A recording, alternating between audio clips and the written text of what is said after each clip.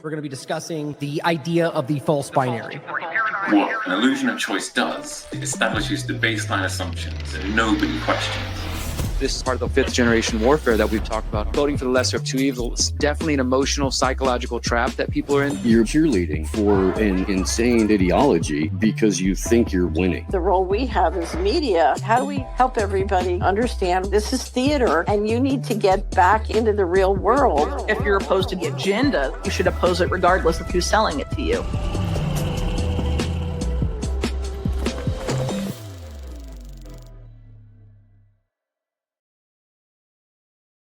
Welcome to the Independent Media Alliance. We have a great panel set up today to discuss digital ID. I was recently discussing this morning or today in general, that I think why this is so important. It is, as we've all pointed out, is the connective tissue between kind of where this is going and where we are. And so Hakeem had pointed out, he had a great presentation that he'd been working on around digital ID, kind of started the conversation again for us to kind of come together and discuss where it is, where it's going, the issue that it's become. So thank you all for being here. Did you want to go around and introduce again, or do you want to jump right into it?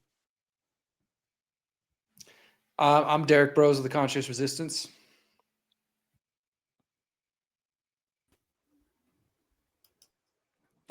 He's muted. How about we I'm sure they all know us by now. There we go. maybe introduce ourselves. I'm Hakeem, and I forget that I'm muted sometimes. Hakeem of T-Bot, Take Back Our Tech, and Above Phone. James Corbett, CorbettReport.com. Steve Boykin and AM Wake Up Slow News Day. Yeah, I'm skipping that next time. This is so shambolic. Sorry, everyone. What happened to the little name tag? I've got him. That's on me. I've got him down here. But so anyway, just let's get right into it in general. So Hakeem had a presentation. I'll throw it to you to get started on where that's going to go, and we'll let it go where it goes, brother. Go ahead. Yeah, so why is this topic so important? Everyone here has done great work on the surveillance grid with companies like Palantir, big tech, being able to pry into everything that we're doing, knowing a lot about our lives. But on one hand, there's the surveillance grid. We don't really get to talk about a control grid. And that's what digital ID is. It's this control grid that's being built. And part of the definition of digital ID is that it's meant to be interoperable. It's meant for one form of identification to be used in many different formats. So it could be used in a government setting. It could be used for age verification. It could be used to verify you're old enough to buy that bottle of alcohol. And so when all these things come together, and it's a identification that can be turned off at one time, you really put yourself at risk of being cut out of all of the things you could do in a society. So I've been studying many different programs around the world, and have seen, there's a lesson to be learned from every part of the world, whether it's the EU and their interoperable digital ID, or the Russia and China proprietary model where it's really, really centralized. So, I think I'd like to start off with that question. What do you guys think a digital ID is actually? I'll jump in. I just looked at my past half dozen podcast episodes that I put out, and all of them are pretty much on digital ID and technocracy. And I realized, as all of you guys are saying, this seems to be the most important topic. And I think it's like, to use for my past guests, we got Pat Wood, technocracy, algorithm ghetto. And I think it's like the most totalitarian construct we've ever seen in human history. So effectively, digital ID means all your physical activity permissions will be put on a platform that we don't control, and it's going to be a total checkpoint society from the tiniest thing of buying a cup of coffee to the biggest thing, to getting married, to buying a home. And every decision you make is going to be, there's going to be an intermediary there that can shut down that decision. Unlike the analog world that we've generally enjoyed up until now. That's kind of how I see it. Yeah, I'll jump in real quick. I think I would define digital ID just in a simple way, just in a form of identification, because Hakeem, you've talked about this, that there's a difference between electronic ID and digital ID. So I would say a form of identification that uses interconnected databases, obviously the internet, and typically involves biometrics, whether that's fingerprint scanning, retina scanning, the face print, potentially voice print in the future as well. and how that is then interconnected to all the different systems we were just hearing about described right there. That to me is what distinguishes digital ID from just being your paper ID card or your little plastic ID card, or even the fact that you have a social security number in the government system or things like that. That the difference is what you were talking about, Hakeem, the interoperability between all these different systems. That to me is what then kind of makes it a digital ID. I'll jump off on back of that, Derek, because I agree exactly what Derek said. I completely agree. But just to overlap a point that I think is relevant, I think it's actually real. I'm glad you said that as well, Hakeem, the point of the difference, because it can be, all of a sudden people just are hating everything electronic, or however that works. It becomes kind of an all-encompassing idea. But I'll point out that I think the definition might be different, which is kind of where we're highlighting it to the average person. My opinion, to what most people think they're fighting or worried about is what Hivorio was pointing out, where it goes, and just really your digital, online, electronic representation of who you are that can be shut off, altered, affected, like that you don't have control over. All those points kind of together. But I do think that to the average person, it really just is sort of an online representation as opposed to your physical representation of it. That's just obviously more manipulated. But the point is that there's the interoperability of all of it is what builds the control structure. So I think it's a really great place to start. So let's keep going. Who's next? Jump in. Well, it's going to be marketed as a one-click or one download passport. And it's going to be represented as something that is a measure of both security and convenience, which might as well be billed as safe and effective, because it's going to have the exact same results. And when I agree with Derek 100% there. Your biometrics are your digital ID. Ian Davis was on my show this morning, and we were having a very similar conversation. Without the biometrics, you're still just a data footprint, but the biometrics and the hub of what your data ID does as a myriad of functions that allow you access to the vast majority of society. It's biometrics plus that hub is digital ID.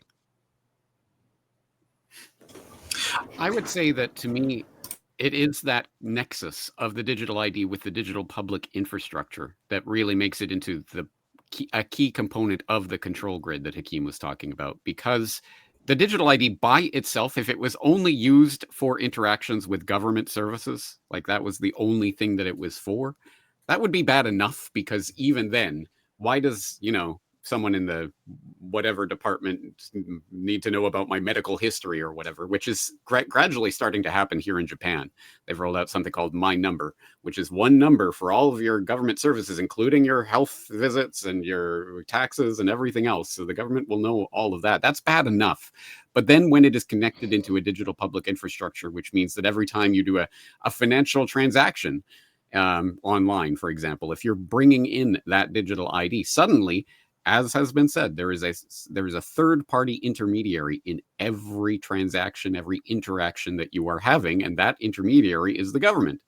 And when and if, let's just imagine, if some authoritarian got into a position of power somewhere, I know we have to use our imagination for that, but if they did, and if they decided you were a security threat, they could shut off your access to everything digital, which is increasingly everything, because everything is going digital. So that, to me, is the nightmare part of the scenario. It's not just the digital ID itself. It's the fact that that will be the key that will fit all of these various locks to every aspect of your life and financial transactions and everything else. It's interesting the way you just said that is, so it's, the difference is like, so it's the system that's building into, right? But so you could argue the digital ID itself, like we know exists in some way today, but it's that connection of those two that make it nefarious. But I agree that even the idea that you have to go through that with any kind of structure shouldn't be something liberty seeking people want. I thought of something that Steve brought in that was interesting. The clicking, there's the idea of like the no click fish, like, what's it called? What am I talking about? Passwordless. Yeah, like infiltration stuff. Like, so I'm trying to think of the word for it, but like not phishing stuff, but like scams like that. Israel has this like stuff. The no click, the zero click hacks. Yeah, right. Where suddenly you don't even have to engage with it. Zero-day So exploits. point that makes that insane. I just want to include that. That's a little extension. Go ahead. Yeah. Well, like you take the question, what is digital ID? And I would say there's actually potentially 2, maybe 3 answers to that, because there's the practical answer, which is the technological advance that would allow surveillance, and surveillance to a point that isn't really been precedented in all of human history. But there's also what is digital ID? It is a psychological propaganda campaign, because the two don't exist together necessarily. Like, there is the selling of it, which is more about customizing people with the idea, and not just the idea of the digital ID, because, and this is something that Ian has covered, the digital ID can exist conceptually without a name, and the infrastructure is there and they will use it, whether or not they're telling you they're using it.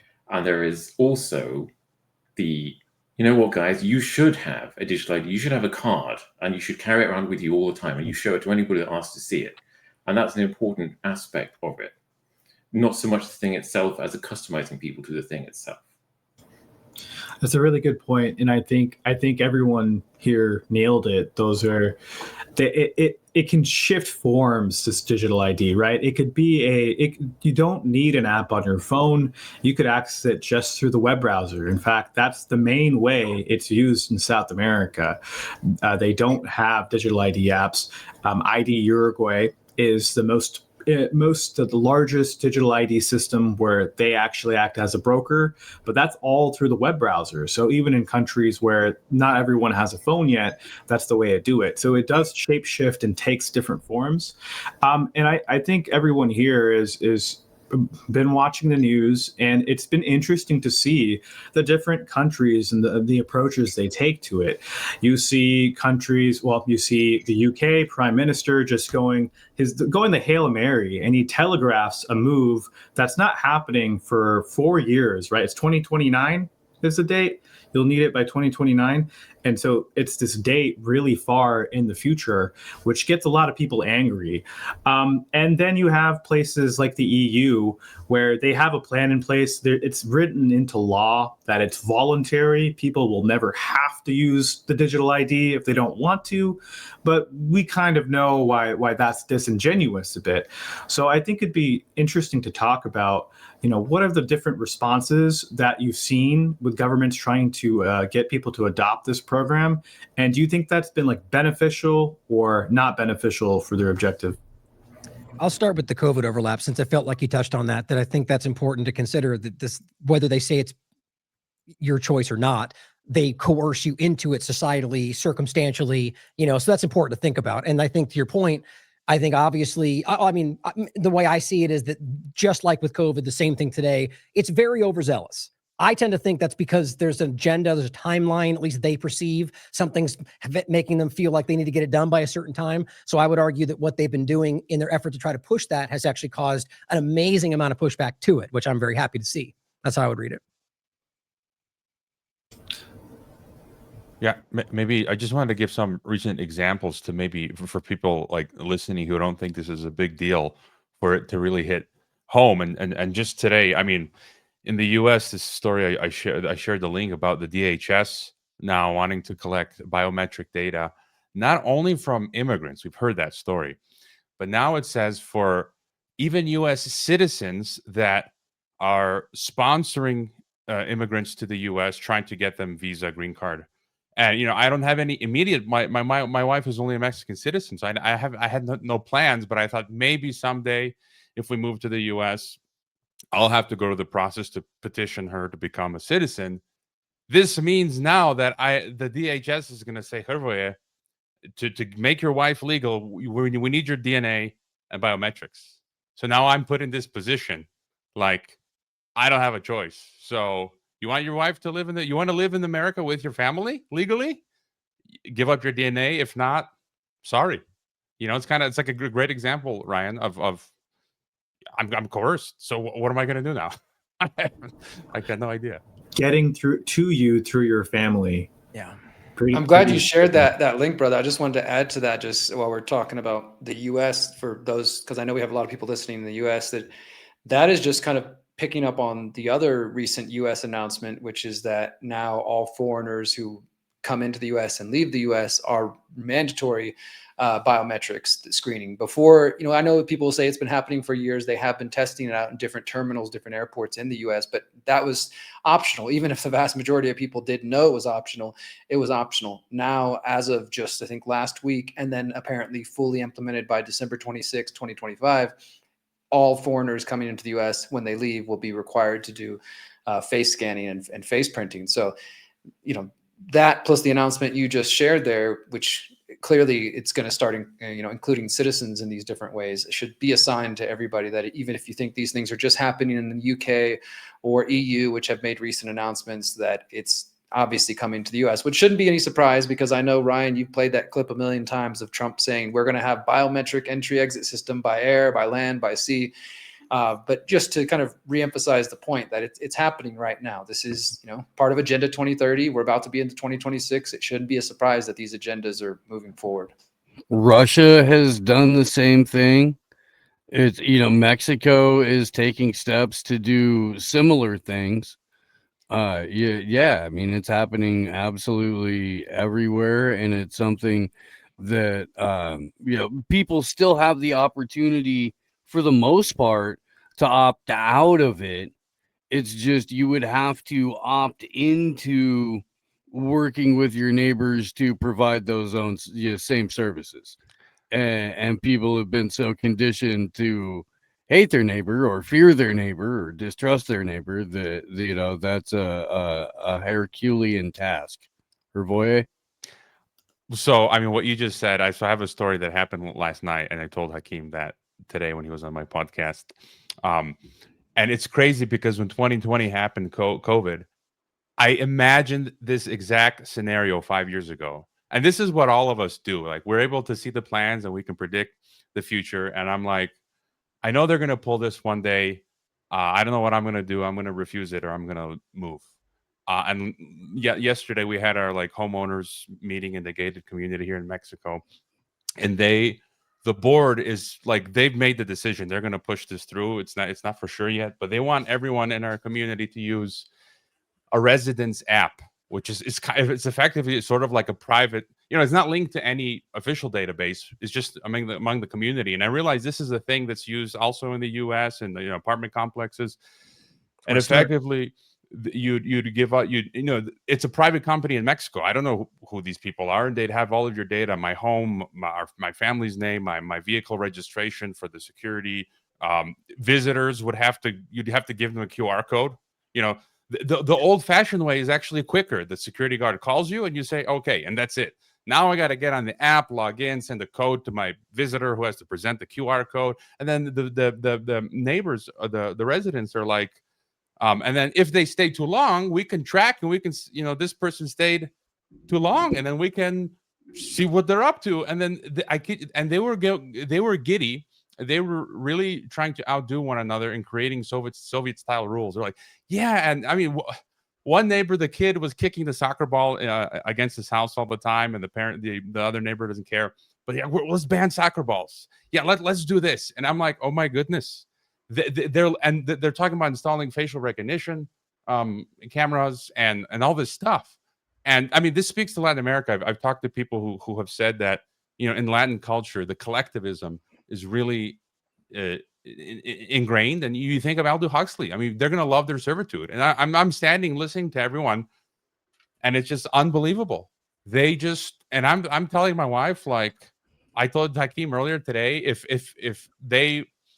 it gets to a point where I can't enter without the app or something, I'm gonna tell them I'm a crazy Croat. I'm gonna ram right through the entrance. I don't care, and or I might have to eventually move because I'd rather take my chances with the cartels outside a gated community than live in this. What's the hashtag insane. We came up with? Crash the gate. Hashtag crash the gate. Well, yeah.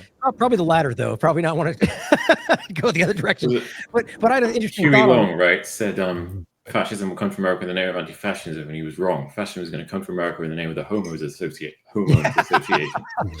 They have nothing better to do than to get into other people's business.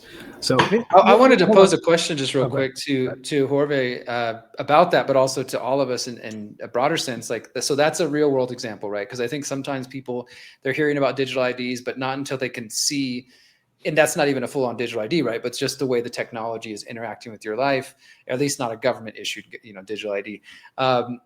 And people don't make that connection and to see, like, how am I actually going to interact with this? So now you have this situation in your home, in your gated community. And like you said, if it comes down to it, maybe you'll eventually decide to move. You're willing to make what some people might consider to be a drastic step to make sure you don't comply with these systems, which personally I think is what we're all going to need to do.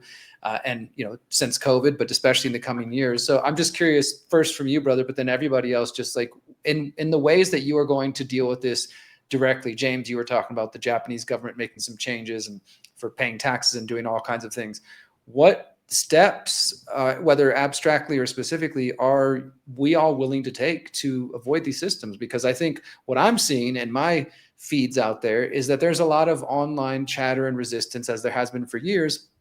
But at the same time, it seems like people aren't willing to make drastic lifestyle changes if it means staying free. Like, some people are still holding on to the idea that they're going to be able to keep their bank or their whatever their connection to that technocratic system, the systems that's quickly becoming technocratic, and that they won't have to really make any major life shifts. And I think that should have been completely erased with everything we saw during COVID, people realizing, okay, maybe life isn't going to go back to normal. Maybe I need to start contending with this new reality. So yeah, I'm curious, just thoughts on how far you're willing to go, what your red lines in the sand are, like, when it comes to these things. I'll just throw out, I mean, we have to embrace becoming uncomfortable, really. That's that. And I was going to first, I don't know how I'm going to deal with it, because I don't know if they're going to succeed in pushing it through or not, but I'm just not going to comply at first. They said that it'll be more cumbersome for the people who don't onboard into this digital system. And I'm fine with that. If it costs me more time, I'll deal with that. And I have an above phone, so that's one option where you have the Graphene OS and you can check the permissions. So if it depends, I have to test out that system to see how it works. And but eventually, I'm happy to just completely change homes to get away from it if that's what is necessary. Yeah. Well, I would simply probably gonna be similar. I would think, but I don't know what length I mean, outside of doing something, I was gonna say, like, I don't think there's a length I wouldn't go, like in a reasonable sense. Like, if this continues to push, I will change my life to adapt around it as best I can. The difference is when, like, for example, the internet or anything we're using, when we do this kind of work, it creates an interesting paradox for us, doesn't it? Where we kind of have to be involved with certain parts of this that I otherwise might not be if I wasn't doing this work. But I would just argue that if something builds in that direction, like, I would move, I would, do whatever I could to continue to try to keep that out of my life. But I think the point is, today they're building it into ways where even if you resist, like you're talking about, and move, the problem will catch up to you until we deal with the real issue and not just the local part of it. I think that's where I would be. But I mean, pretty much anything outside of something, like murder or, that kind of thing, obviously within reason. But I think I'd imagine we're probably all at that point. You know what I've just realized? I think Klaus Schwab was right. We will own nothing and we will be happy because we will not be on their control grid, right? It'll be great. Let me make a little observation that I fear is either going to be too obvious to state or so obvious that it needs stating, or maybe both. The real sticking point of this is digital ID. Because what was the phrase that instantly, in the minds of at least English speakers around the world, instantly signified an authoritarian regime? Papers, please, right? For a better part of a century, papers, please, means you are living in an authoritarian, autocratic regime. And everyone knew that because, I don't have to present my papers, right? But that's because it was physical paper.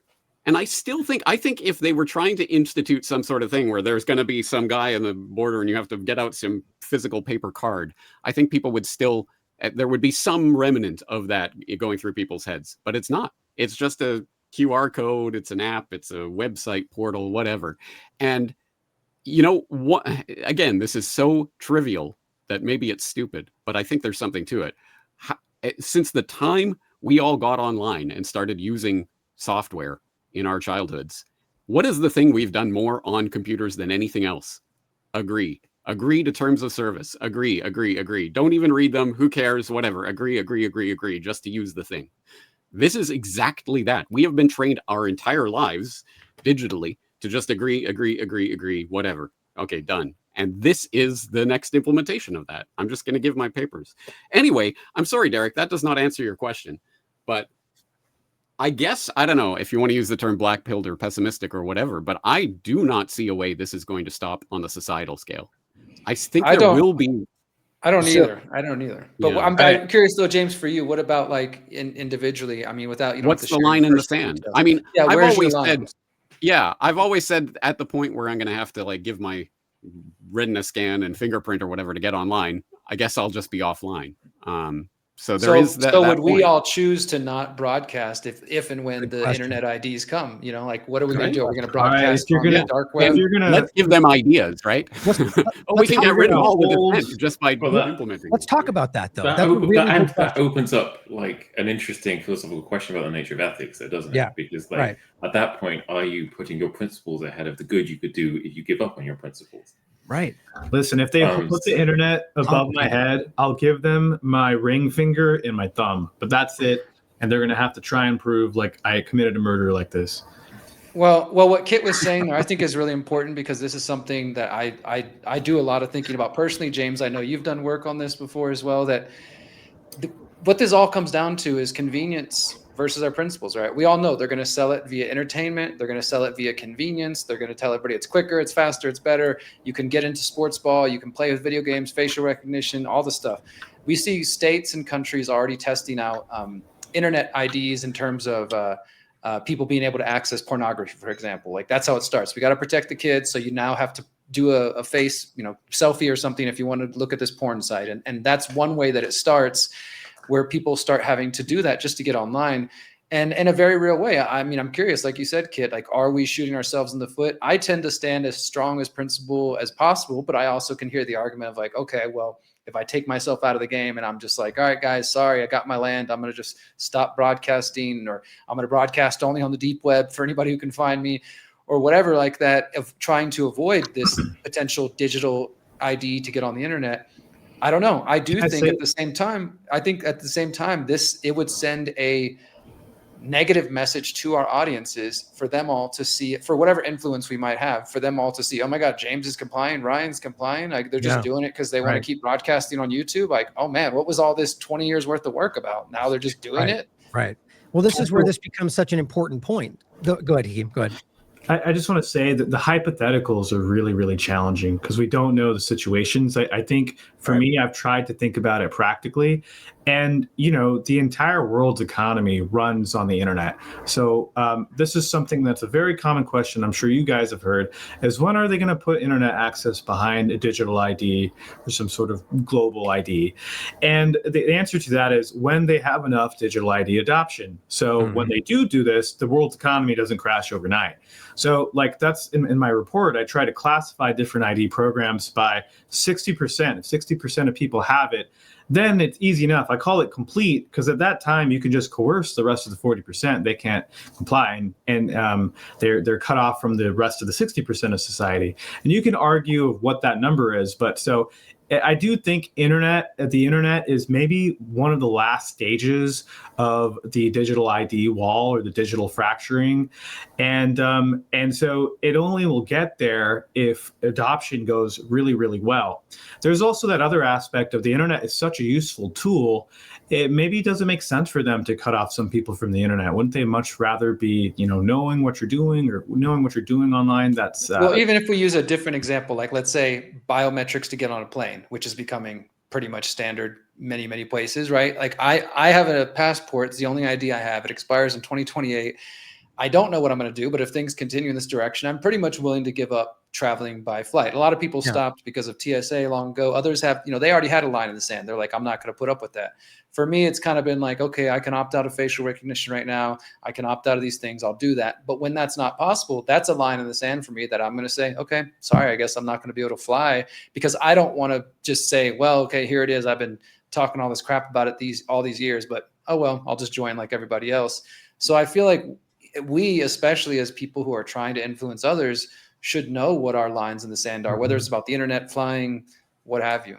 I'd like to address that. Now, I don't want to put everyone on the spot because I know it's a difficult conversation, but I want to address it from my perspective because this is something I speak about a lot, and I think it's a really important question for us to individually go through or talk about here if you'd like. And I think, what's hard about it, and I love what you guys have already said about it, right? Like, especially what Kit was saying, like, if you're, what I've been arguing to start with very, very, very aggressively for a while, since this last administration, is that we have to err on the side of our principles. Like, I'm saying this every day lately, right? It's important. If it comes down to an issue where, they're arguing we should be breaking something to fix it. No, you got to, the principles, where you have to err on. So in this conversation, like, let's even start with the airport one, right? So ask Derek. What I recently was saying is I'm not really going to be flying anywhere right now because I'm like a lot of different reasons, which is almost contradictory for the last American vagabond. But the point is that I've decided that that's an issue for me. It's problematic. And so in this case, when it comes to the online part, if they start requiring that, or even just go in the larger part of the digital ID, at this point, I don't see a world in which I would compromise for that.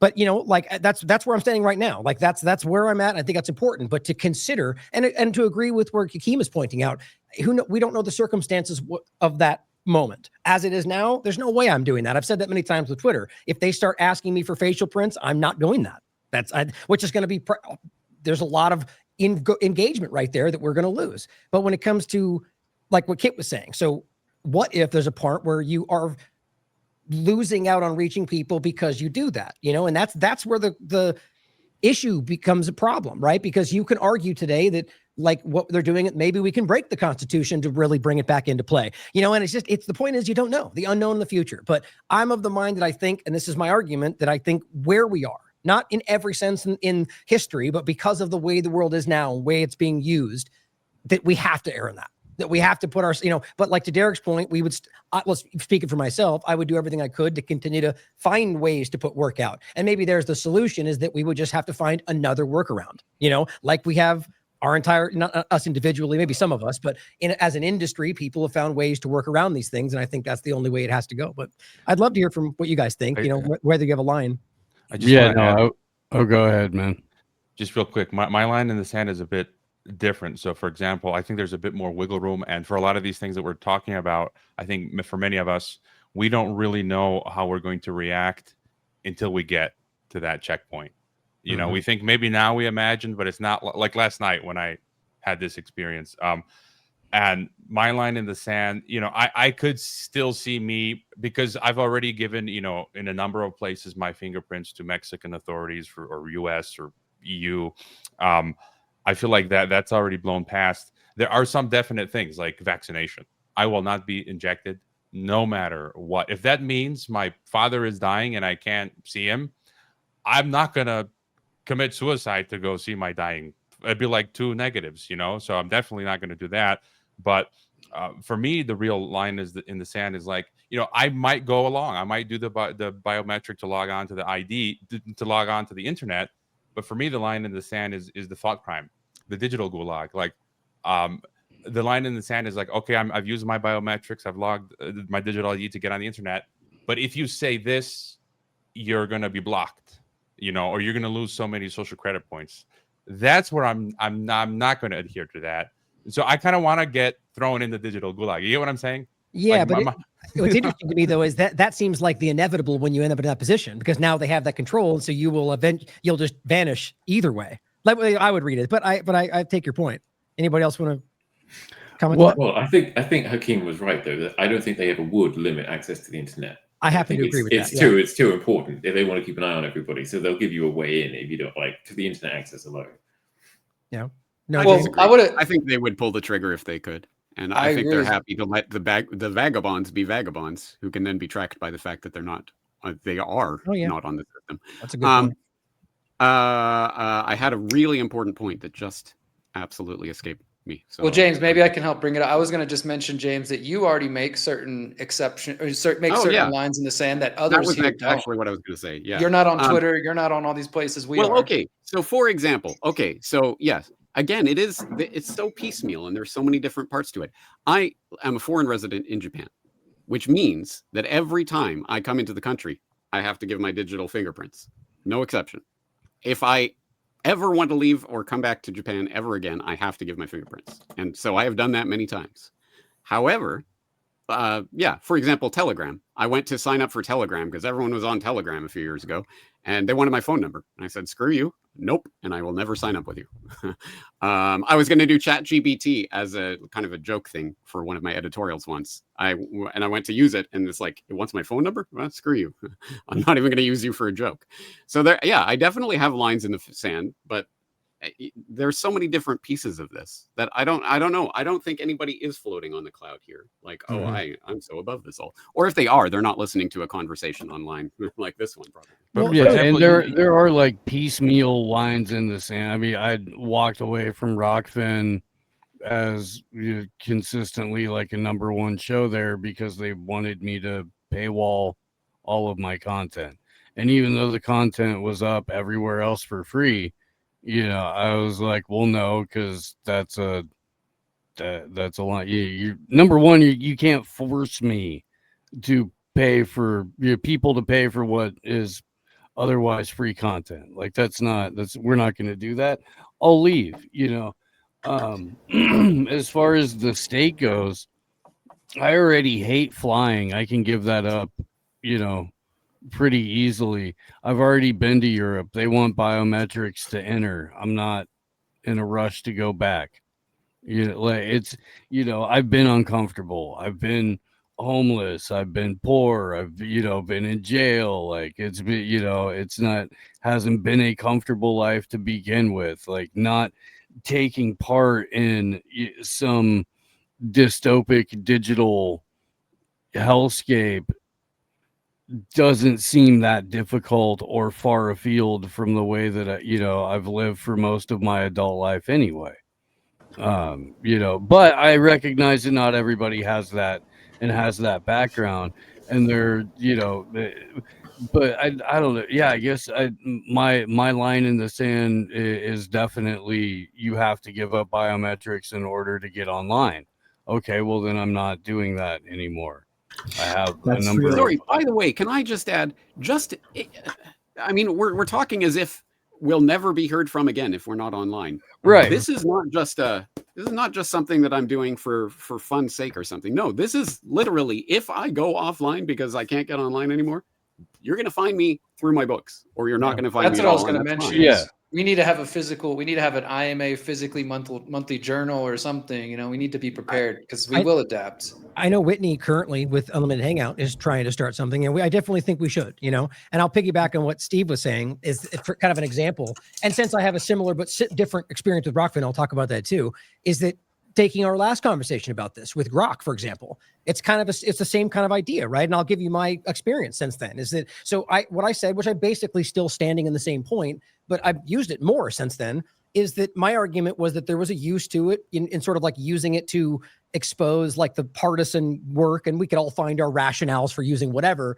but that ultimately it wasn't something that we should trust and blindly adhere to and the whole thing, right? But my point was that there was a value that you can see in doing it. And the same thing, Havore made a point about the value he saw in it, so it's a rationale you can make about what you think is valuable. At that point, at least there's no like transactional thing. I think we just know that it's being used, right? The information, we're helping build the system in a way. But the point is that I've continued to use it in that way, and so it's like we all have our own situational things where we rationalize it on Rockfin's side of it. Ultimately, my logic was that I already have, like Steve said, free content all over the place, or for the most every other place is free. So when they did that, I ultimately just kind of let it be because it's free everywhere else, right? But so it's like we all can find our lines where we think, and we should though. It's like the line for where we decide is crossed. That's individual. That's not something we should all going to agree on. But it isn't. I think it's important back to, I forget whose point it was, that I think the principles need to be, I think it was Derek, that we should know those lines, right? We should define them for ourselves, and we should do our best to stand by them, because we're going to get tested with every day this goes forward. I'd like to bring it back to real examples that we could look at other countries and come up with a name for what we're doing right here, which could be called a principle test, like a purity test. And so if you want to talk about, I don't like that term for it. Boo. Yeah. If you're talking about an internet lockdown, right? What they're doing in Australia, they have age verification, which is not tied to a digital ID yet. But in their committee meetings, they talk about how digital ID would be perfect for it. They just simply haven't pulled that legislative trigger yet. But so the way that works is if you are logged in to a very large platform, YouTube, TikTok, Gmail, you will need to verify your age, or any sort of social network. So I think that's a really easy one to check off our list, right? We're obviously not going to verify ourselves biometrically for that. I think that's a very low at the totem pole.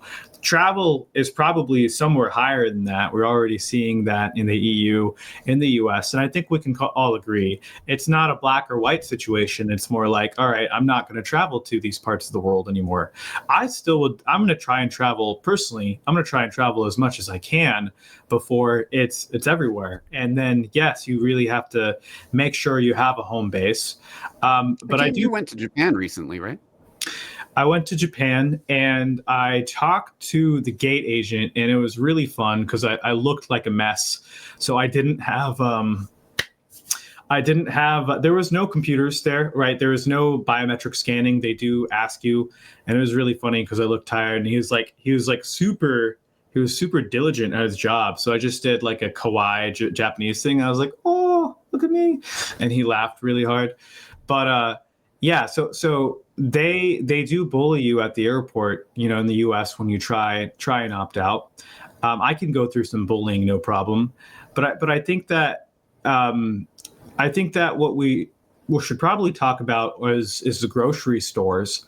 I think I chatted with someone about this in another country, and it was in Canada where they already have this, where if you enter a grocery store, they've got the little doors at the front, and I think that's happening everywhere. And that is a very natural place for digital ID to enter. So you scan it to even enter the store. So that's like that's a tough test, right? Are you going to be prepared enough for that? And I don't know. I would think I would need to have kids and be in a really tough spot to comply with that. Well, I'll jump on that really quickly and point out simply that I think that's easier than it may sound. I get your point for the average person, but for those, there's, that's almost something we should be doing anyway. Go to your farmer's market, go to your local farms, get away from the store in general. But go ahead, Derek. Oh yeah, I was just going to say, to Hakeem's question there about that, maybe not purity test, but principle test there. That's something I wouldn't want to comply with, using the Australia example, whether it's Facebook or anything else. But you're right. If it was use Facebook or give biometrics by Facebook, it's not a hard decision to make. I do think that the way, as we've all understood, the way that they pushed it during COVID and the way they've pushed every different agenda throughout the last few decades and maybe throughout history is obviously the kind of subtle coercion, the social engineering, the convenience aspect. I think that maybe even some here underestimate the amount of people who comply with things. I do think that an internet ID will eventually roll out, maybe nationwide, not necessarily a worldwide internet ID, but they could find ways to start on the national level, which they're already doing. So for example, to access certain government websites, they're already starting to make it where you have to have some form of QR code on your phone or things like that. And they claim, well, there will be exceptions for the small percentage of the population that's not on smartphones. But so they're already kind of using that subtle coercion to get people, whether it's corporations or you want to renew your driver's license. Okay, well, we need to scan your face, or we need to do this, this digital app on the smartphone. So I think a lot of people will comply, and mostly because not just the convenience thing, but because people are not preparing. No matter how many hundreds of thousands of hours people have listened to our podcasts or documentaries or books, people still aren't taking action. At least that's just kind of what I see. And that's maybe on the more pessimistic, like James was saying, a little black-pilled view, that I think a lot of people are watching this happen. Like, I mean, I think it was your phrase that you coined originally, James, the infotainment, conspiratainment. That's kind of how I still see people looking at this. And maybe now it's getting a little more real because the announcements are coming more rapidly, but it still feels like people think they're just watching a TV show and not thinking about, okay, how am I actually going to respond to this if it comes to the grocery store, if it comes to the internet, if it comes to the airports. And yeah, like you mentioned, Hakeem, people with children, we're all going to have different decisions to make based on, again, our lifestyle and our habits and just our situation. And that's okay. I wasn't asking that question earlier about our principles to sort of say we all need to act the same way. Clearly, we're all already not acting the same way and dealing with this the same. But if we don't even have that conversation and start thinking about it, then all of a sudden when it happens, maybe you're just going to comply because you haven't given it a second thought, because you haven't started visiting the local farmers markets and building those relationships. That's the other point I just want to make real quick, is that I think establishing community relationships, whether it's like in your situation with the HOA, trying to talk to your neighbors and say like, hey, maybe we need to make an exception for people like me, or trying to build these relationships is going to be increasingly important, because I don't think us in our isolated little silos talking about this on the internet are going to stop it. Like, we have to be able to come together, both to try to slow it down or to have solutions. Go ahead, James. Absolutely. And let me just put a quick plug in for Hakeem's latest T-Bot episode. I was just starting to watch that, and I saw you were plugging the community gardens websites with the maps and everything, showing people how they can connect to their local area. Because I'm sure we all hear it. I hear it from my audience all the time, but there's nobody in my area. Well, there are lots of ways that you can start finding people in your area and start one yourself, like Derek often points out. If you don't have it in your area, start it yourself. Go ahead. Sorry. I thanks for mentioning that, James. Yeah, I mean, that was through the Freedom Cell Network where I understood the power of a map for the first time. Because yes, you can find people near you, and the interesting things about the government shutdowns right now. Yeah, 40 million Americans about to run out of benefits. There's going to be state level benefits for food stamps and things like that. But and back to Derek's point, people don't prepare because sometimes they need the stick. Sometimes you just need a good, proper kick in the ass, and that's okay. Right, we're all at different levels, so I expect that some people are going to be proactive. I mean, even us, right? Just generally speaking about content creators, I think a lot of people are talking the talk, but if push comes to shove, how ready are they? So I think it's okay for people to learn the hard way. Just I hope it's not too late for them, and I hope it's not like an overnight thing. Going back to that, though, yeah, there are a lot of resources out there, and I think that if it really happens at a wide scale, like if digital ID starts to be used in every asset of life, I think also at the same time, you're going to see societal breakdown, and it's not going to be that attractive of a system. Going back to the government shutdown, the TSA is right now working in America without pay. Dude, they are so grumpy, bro. It's kind of hilarious, honestly. They're very, very grumpy. I've talked to them a little bit, and they're just telling me, yeah, no one's showing up for work. Everyone is calling in sick. So these systems are actually really, really fragile. They need people to perpetuate them, and hopefully this maybe this is what it's going to be. They'll roll out digital ID. There is going to be a mass negative response, and it falls apart on its own. That is the best case scenario for this thing, in my opinion.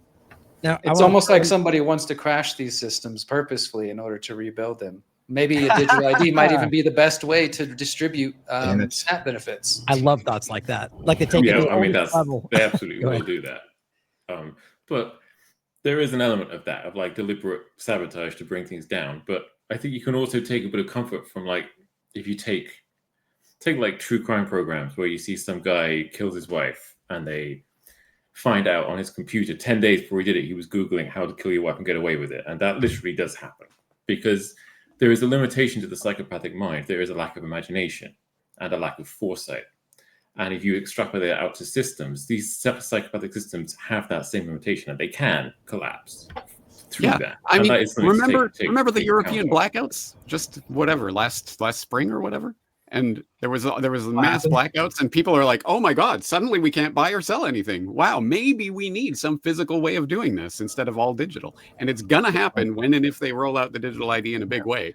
There will be like a blackout for a day or two, and suddenly people will be like, "Oh, we can't do anything." Oh, Wow, you- I wonder if we paper. should have some other way. I You gave had me an some article ideas. on my show this week about dumb homes as a new thing that people are doing now, where it's a wave of people who are unteching their house and their lives, and that's like it's becoming a popular movement. They're talking about how the Gen Alpha or their kids is probably going to be the least tech savvy generation in a couple, because they're all kind of moving in reverse away from it. There's a natural rejection of this that's taking place, I don't know, on a subconscious or spiritual level for, I mean, tens of millions of people. And I think, I don't know, I see it, I recognize it. I also have a 13-year-old. Well, to Derek's point, I agree completely, but I think both those things exist at the same time. Like, I think my opinion is that everybody can see this for the most part. The question is, are they actually taking action in their lives to change anything? I want to bring this to one more point before we get too far in, towards the end, is the overlap to this of the digital twin point, right? And the corporate element, because as Yvonne is pointing out, just the homeowners association just scooping up all this data. I don't know what scares me more, a corporation or a government, or whether they're both the same thing, owning all this information. And we don't even truly, maybe Hakeem more than anybody here, but I don't truly even know what that means in the future. Like, what does it mean when they own every piece of biometric data of you and just on a computer? What does it mean when they create like a Sim City digital twin world where they're testing out what you may do a week tomorrow on Tuesday at 3 p.m., which is exactly what's actually happening. Like the sim kind of, so my point is all of this, not just in the accessing life part, but the use of that block to gain those things and for what that may mean in the future. It's just one more part to, recognize that this is much more alarming than just being blocked out from your life, which is far alarming enough, So I just want to throw that in there before we finish. Hakeem, didn't part of your report say that one of the governments or one of the digital ID programs actually said that they own the likeness to you? Because I thought I remember you saying that, maybe it was to James, and that's what it made me think of, is this whole digital twin concept which is becoming more popular. So it's like, if they believe they own your literal likeness and they have all your biometrics and who knows whatever else, what does that mean for them recreating you in the digital space and that whole digital twin conversation Ryan's talked about? But that's what first came to mind when I heard you say that. And they own, and possibly with the overlap of your genetic, your patent on your body because of the COVID-19 injection, like just ideas, like the idea that if they alter you genetically, like a Monsanto seed, that they can argue they own that change. This is not that crazy of an idea when you look at the way it's gone. Combine those together, and that becomes even more alarming. Hakeem, go ahead. I know your thought on this. Yeah. So yes, once you give them your biometrics, it's like they have like ownership of your likeness, because they could take that biometric data, they could share it, right? Like Five Eyes is still a thing. Those data sharing agreements still apply, whether it's online surveillance or whether it's biometric, whether it's your biometrics. And so they can still continue to do stuff with them. And I think that Russia's case is, where they are able to integrate biometrics into the CCTV cameras so they can use facial detection is a really it's the most scary example of that. Also, going back full circle, we talked about how interoperability is one of the most important features of these systems. I do think we will reach a time where most countries will converge on a single tech specification, and I think that'll probably be verified credentials from the www consortium. So that's in the report. I really think, as a journalist, this is worth just checking out the tech spec to see what it looks like. It's not black magic. Like, you guys can also play around with this. We can make actually, this is worth closing on. Kim Cameron, who came up with this idea of digital identity, him and the people who are working on this idea, they had this idea of sovereign self-identity, and it was about someone issuing their own identity. And it kind of made it seem like that word, and specifically some of the things he was saying in his report, it kind of made it sound good, as in, you're the one who could issue your identity and you had complete control of it. Where was I going with this? I was going with this is there a alternate or competing form of identity we could provide, or we should provide? Because if we're moving into the counter economy, we're letting go of grocery stores, banks, and all of that. We're going to need a trust and reputation system for ourselves. So I think that's interesting there. Like we could technically, because this technology is out there, verified credentials, you could issue your own IDs. You could build software around it. I mean, I've had the thought in my mind, but I honestly don't know. What do you guys think? Is it useful or is it not? Let me just say right off the bat, Hakeem, you're exactly right. Because, and here's the example that we can cite, and this may not be the best one, but it is a one. We do not need governments in order to steward over some identification system for us. We can do it ourselves. And here's an example. Remember eBay, and I don't even mean whatever it is today, but 20, 25 years ago when people were using it to buy and sell things online, you had no idea who's on the other end of that transaction or whether they're going to be able to fulfill that, or whether it's a total scam or what have you. But lots of people bought on eBay and lots of people trusted it because they had the reputation system.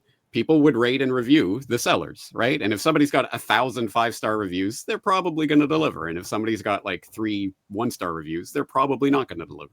And that's a completely voluntary, totally, and it's pseudonymous, right? It doesn't have to be your particular individual, like here's my name, face, profile, DNA, whatever. It's just, here's the handle that I'm using, and people can use a trust and reputation system. But we do, when we are interacting with people, we do need some way of understanding who that person is in terms of their reputation, if nothing else. And that is the thing we lose when we go from the real world of actual people that we are interacting with, that we know on a face-to-face basis, into the big digital billions of people that you have no idea who they are. And so, yes, I think there does need to be a way for us, if we are going to interact with people digitally, we need to be able to verify their reputation in some way. But it does not have to be the government.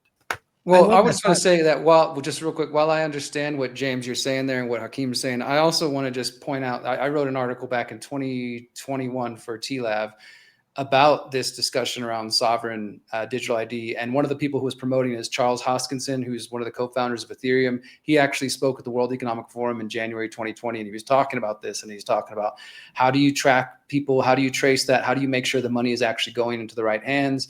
And he talks about global citizenship, self-sovereign identity.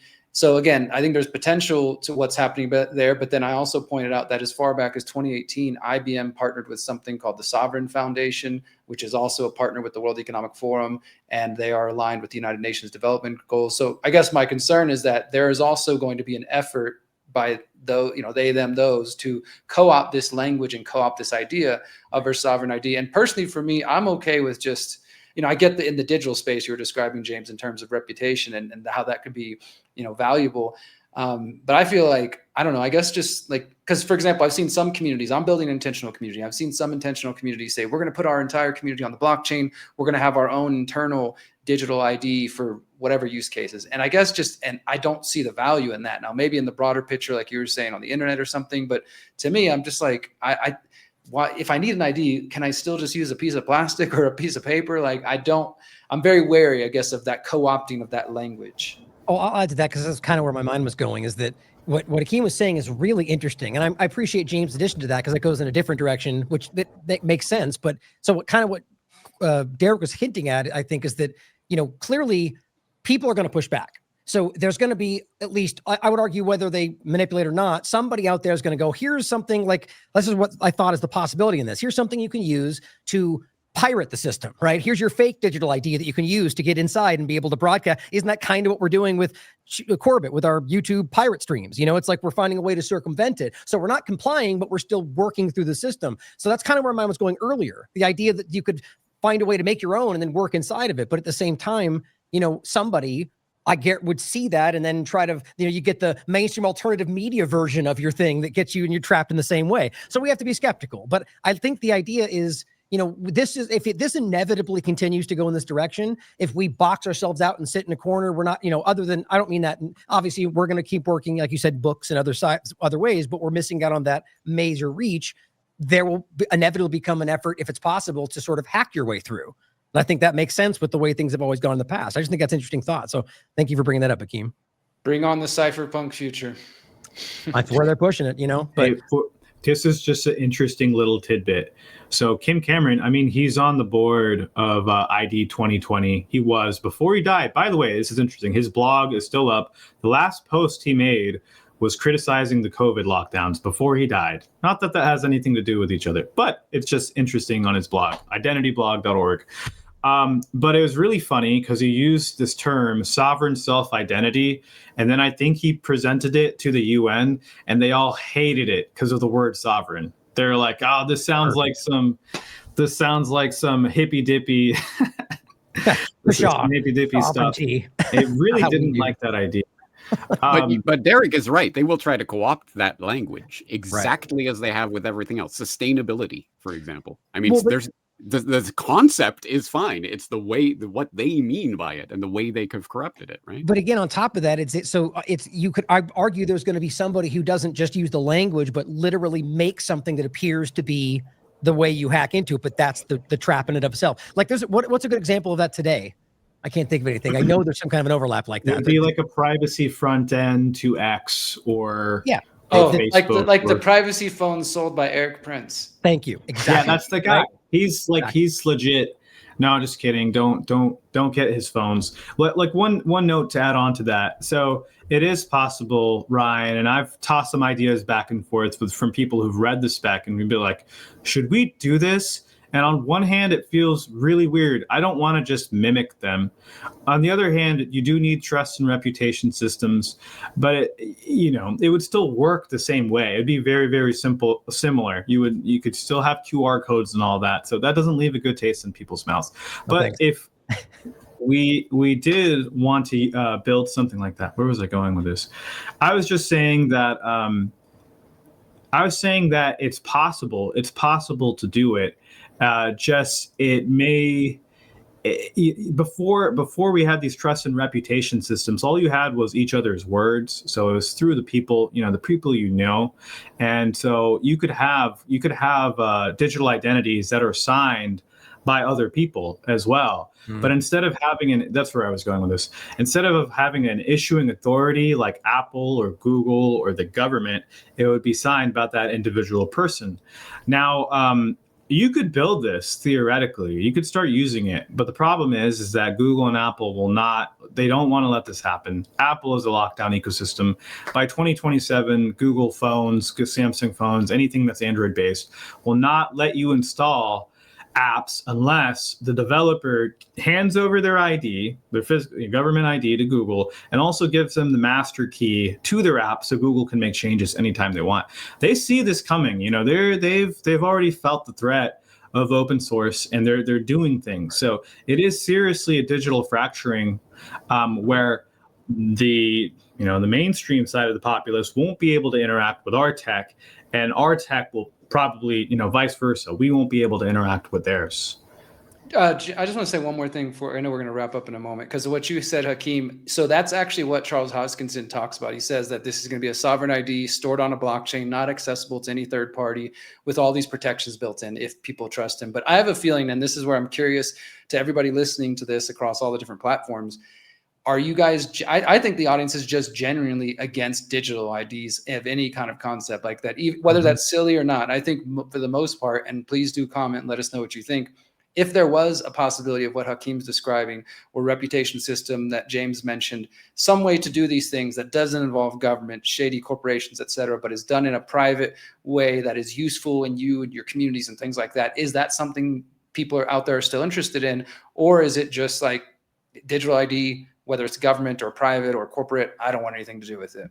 I'll start with that, and we can kind of wrap on it. I think most definitely is something that I don't want at all. And I think it was James that said that, like in any way, or maybe it was you, Derek. I think I like the personal self-responsibility and trust factor of meeting people, but my point was simply that we may end up in a world where that is the reality, and that may be the only way to sort of, pirate stream your way past it. But I'm of the mind that I would like to go in any direction other than that. But it's a good question to ask. So why don't we finish up going around with final thoughts? Go ahead, Akeem. You want to kick it off?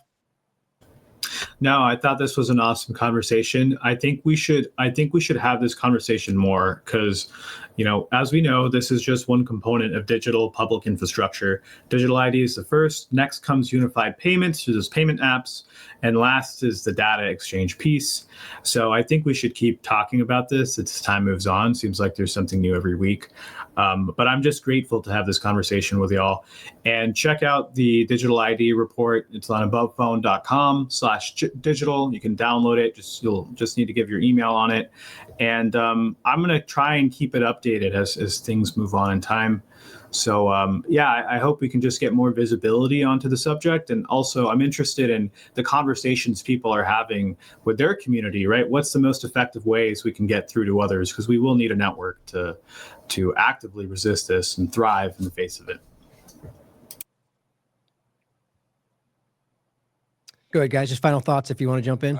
My final thought is I'm just hoping for a Category 5 solar storm. That would kind of solve everything, but just keep on trucking. I think it's and get used to being uncomfortable. Just yesterday, I was thinking what James said about not having the number for Telegram, but I had been planning this for a while, and I'm trying to get Apple subscription to put my podcast ad free on the Apple, and it's been taking a week, like to go through the EU Digital Services Act. It's absolute madness. But I bought a virtual number for $5 a month. $10 would have been probably too much for me, but $5 a month, okay. And I was thinking maybe James, that would have that could have been an option for you. And I have virtual address. I found the deal for $76 a year for a virtual address, which isn't too shabby. But privacy is going to increasingly come financially at a premium, so economically, but also in terms of the time and energy that we're going to spend. But I think we just need to keep. Just like all of our forefathers in the past, right? Just keep on trucking. So my answer to the question is that I think it's naive to think that we'll be able to ever have communities larger than the Dunbar number without some form of identification, reputation, whatever it is. And I think we should be actively thinking about that and constructing ones that work for us. And I realize now I should not have said eBay because everyone will go, eBay, man. Well, okay. I never bought anything on the OG Russell Brick Silk Road, but I'm betting they had a reputation system too. So there you go. If you want to be in the counter economy, you're going to need a reputation system. Think about how to do it. No, that's absolutely correct. And think about how you want to and can network either through, skating around whatever internet laws or restrictions there may be, or how you can share information and share commodities with people in a world that you're no longer participating in the online part of, if it comes to it. Like, all of this stuff has to be sort of planned out. You can't be just little isolated pockets of semi-resistance. You do have to maintain connections into the broader world. So, think about how you might want to do that while you're at it. I would say that Hakeem is absolutely right. We should talk about this more because there's a lot of stuff we've barely grazed over. Like, there's the situation in the UK is just a fascinating little microcosm of this. And there's the whole concept of international interoperability, which we just glanced over again. And I have a final thought, I suppose, which is more of a question, and that I genuinely don't know the answer to, and maybe a big concept to introduce when we're supposed to be stopping. But what is more important, complicity or awareness? Like, just say we get to 2030. And the system is in place internationally. There's digital ID for everybody everywhere. And you have two options. You can either have 90% complicity. And the 10% aren't on the internet. They're not anywhere. They're living little agrarian lives or whatever, totally separate from the digital control grid. And the 90%, 45% of the 90% are aware that the system is wrong. Or you can have 80% complicity, and the 20% have scraped off and doing their own thing. But all 80 of those 80% are totally fine with it. Which of those situations is worse? Yeah.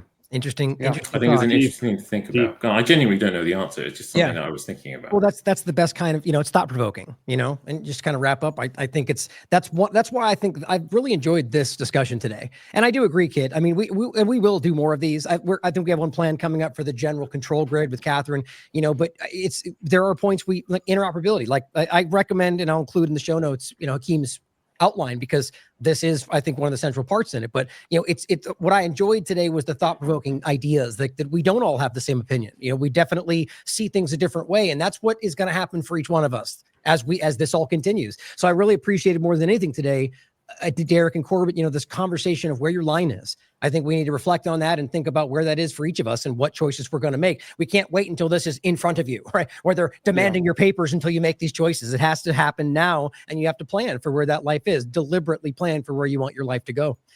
Ryan, I'll just share one last thought real quick. Just reiterate what everybody said. This has been a great conversation. I hope everybody listening is taking something from it in terms of getting these thoughts in your mind, talking about this with your family, with your loved ones, with your churches, your communities, what have you, your neighborhoods, because these are conversations we need to be having. And I am sometimes black-pilled, like James was saying earlier, with like, this is going forward. There's nothing we can do to stop it. That's why I tend to focus on exit and build, try to build outside the system. I still think that for me is the path, but I recognize there's many paths. And I'll just end with one of the things my grandmother used to tell me was that as long as there's life, there's hope. And I try to remember that with everything going on. It's like, even if the cage gets tighter and tighter, if we're still breathing and we're still, as you were saying, Kit, keeping this in the consciousness and having people being aware of this, however we have to navigate that, even if it's not perfectly in line with our principles, which is going to be difficult. And I think we should still strive to stick to them, even if we end up in that place. If we're alive, if we're breathing, the resistance is still going on, and that means there's still a chance. And yet we shouldn't let it get to the point where it feels impossible to go back and to resist it, because we've all seen what past totalitarian regimes have done without any of this infrastructure. So we know what they think they can do once they have it in place. Great point, Derek. Well, it's a good place to wrap, guys, and I hope you'll join us for the next one. There'll be plenty more coming. As always, question everything. Come to your own conclusions. Stay vigilant. In the long term, the plan is to pretty much lock up humanity in smart cities, which is kind of a superset of a 15-minute city. They've sold all the state and local governments and countries that smart cities are about sustainability and the good of the city. But in reality, the language from the UN and WEF and their white papers is all inverted. So, air monitoring is really about limiting mobility and no car ownership, right? Surveillance, control via LED grid is why the smart lighting is there. Water management is about water rationing, noise pollution is about speed surveillance, traffic monitoring is about limiting mobility, and then, of course, energy conservation is all about rationing heat, electricity, and gasoline. Another concept one should be familiar with is called geofencing, and think of it as an invisible fence around you where you cannot go beyond a certain point, and that will be related to your face recognition, digital identity, and access control. Your smart contracts, SoftBrick can turn off your digital currency beyond a certain point from your house. Our world has been turned into a digital panopticon. That means you can be monitored, analyzed, managed, and monetized.